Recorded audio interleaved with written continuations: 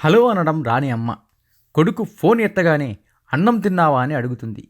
కుశల ప్రశ్నలని భగవన్నామ స్మరణలా పలికి పండక్కి రారా అని ఏకైక కోరిక కోరుతుంది.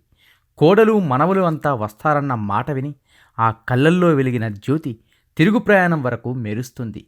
హరిదాసు రాక కంటే ముందు అటకమెత్తి వాకిలి అలికి వలసపోయిన పక్షుల కోసం వరికంకులను దూలానికి కట్టి ద్వారబంధానికి మామిడి తోరణం, ముంగిట్లో ముత్యాల ముగ్గు, ప్రతి పల్లె అలంకరించుకుని పిల్లలొచ్చే పండగ కోసం ఎదురుచూస్తుంది.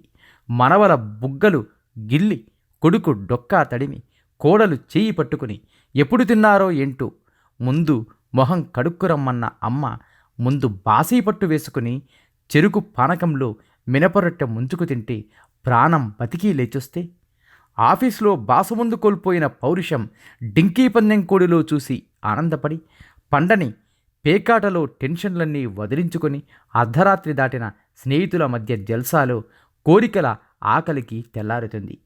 తాత పంచకట్టు నేర్పుతానంటే పారిపోయిన పిల్లలు పొలం గట్లెంబడి తిరిగి మోకాళ్ళ దెబ్బలతో తిరిగొస్తే అమ్మ గుర్తుకొచ్చి అత్త వెనకాలే తిరుగుతున్న కోడలు పిల్లలని తిట్టక వెన్నరాసి మమ్మీ అమ్మ అయిన రోజులు, సారె చీరలతో పెరిగిన లగేజీలు, తిరుగు ప్రయాణంలో బరువెక్కే గుండెలు, చెత్తంతా భోగిమంటలో వదిలించుకున్న సంకురాత్రికి నగరం నిర్మానుష్యమై సంక్రాంతికి పల్లెదారె ఎందుకు పడుతుందంటే మాతృక మాతృభూమిలోనే ఉంది.